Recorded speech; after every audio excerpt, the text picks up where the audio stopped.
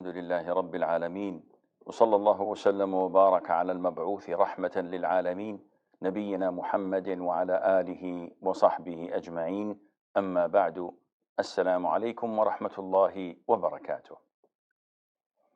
When you see people competing, running, when you look at sprinters approaching the end line, you see that they give all what they have, because this is the final moment. This is what makes it or breaks it. Tonight, we have the same feeling. These are the 10 blessed nights, the last 10 blessed nights of Ramadan. Whenever they started, the Prophet ﷺ used to change his entire system. He, as Mother Aisha and others say, used to tighten his waist wrapper. And this is a metaphor for not having intercourse with his wives. And some say, no, this is also a metaphor for wanting to do hard labor and to work. This is what you do when you want to do that. And he used to wake up his wives. Normal nights, he would pray night prayer on their own. They want to pray, it's okay. They want to sleep. This is their preference. It's not mandatory. But on the last 10 nights of Ramadan, he used to wake all of his wives, and he used to spend the night time in prayers, reading the Quran. During these blessed 10 nights, it was a sunnah from the Prophet ﷺ to perform i'tikaf. And now, unfortunately, with the lockdown, may Allah Azza wa uplift it from the whole world, we are unable to perform i'tikaf in the masjids. So many people ask, can we perform it in the houses? And the answer is no. This is not permissible.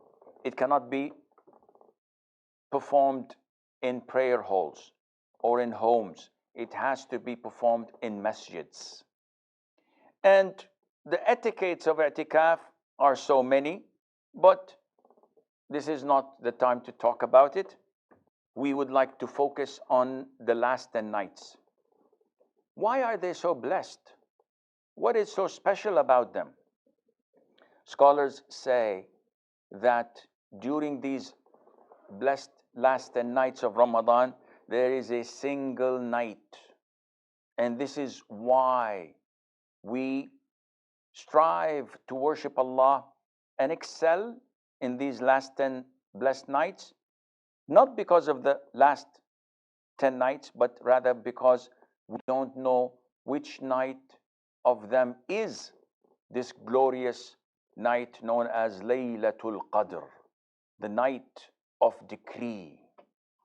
And this beautiful night, Allah Azza wa Jal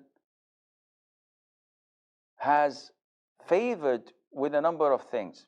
Among them, this is the blessed night that the Quran was revealed in, as mentioned in the Quran. Inna anzalnahu fi Laylatul Qadr.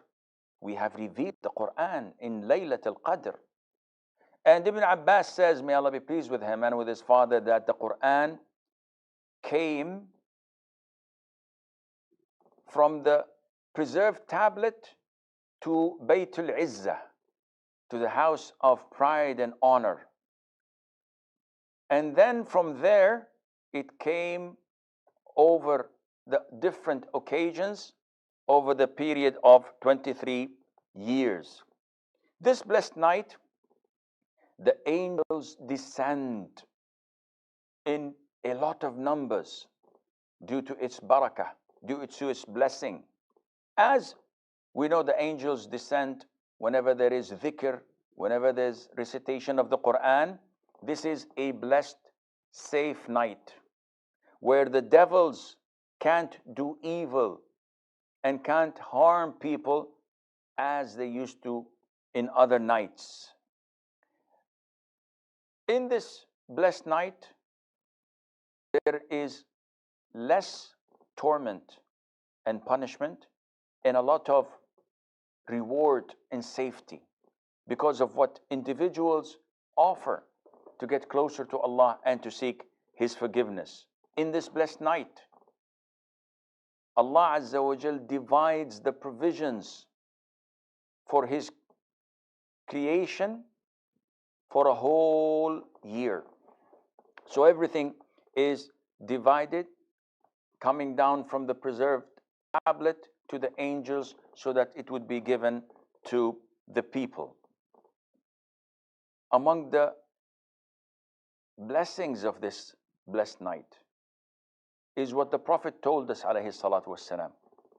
He said, here comes a month, the month of Ramadan, which Allah has obliged upon you to fast. In it, the gates of the heavens are open, and the gates of hell are closed, and the masters of the jinn and the devils are chained. In this month, there is a night better than 1,000 months. Whoever is deprived from its goodness, he is deprived from anything that is good. So this night you should look for. The Prophet said, alayhi wasallam, whoever prays the night of Qadr, believing in it and anticipating the reward from Allah Azza wa Jal, Allah would forgive all of his sins. Subhanallah. So why was this night hidden?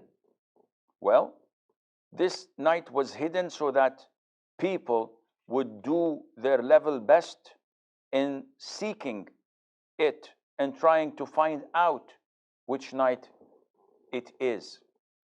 The Prophet ﷺ told us that we should look for it in the odd nights.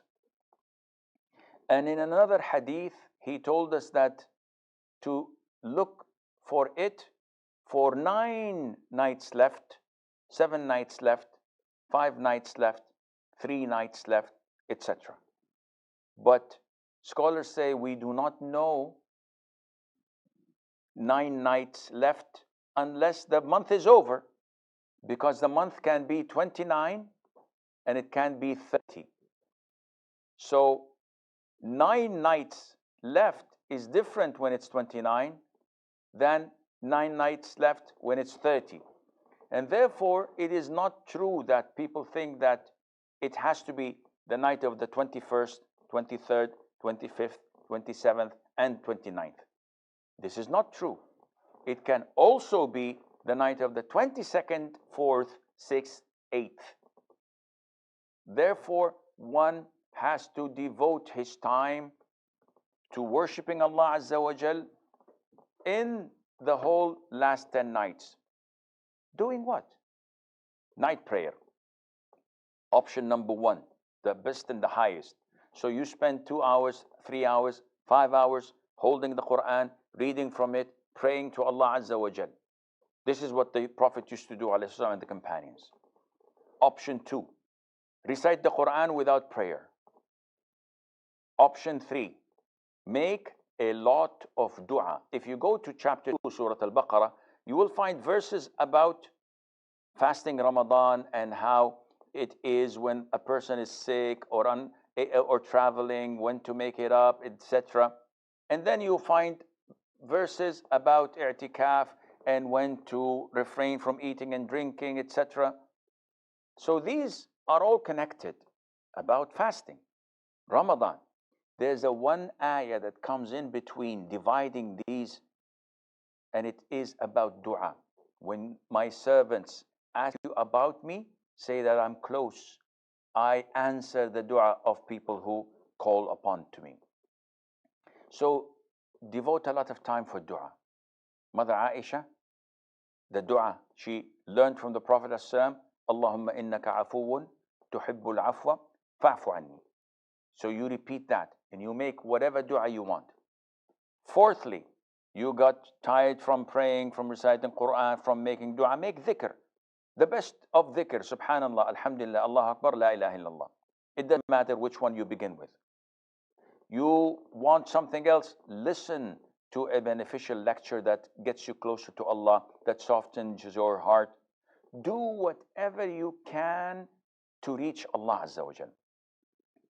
And finally, this hadith or story circulating among the people that every night of the last 10 nights of Ramadan, give $1 because this is better than 83,000, whatever. They have this calculation, and pray 2 rak'ahs because this is better than this and that, and call your next of kin, feed a poor person. All of this is baseless and not true.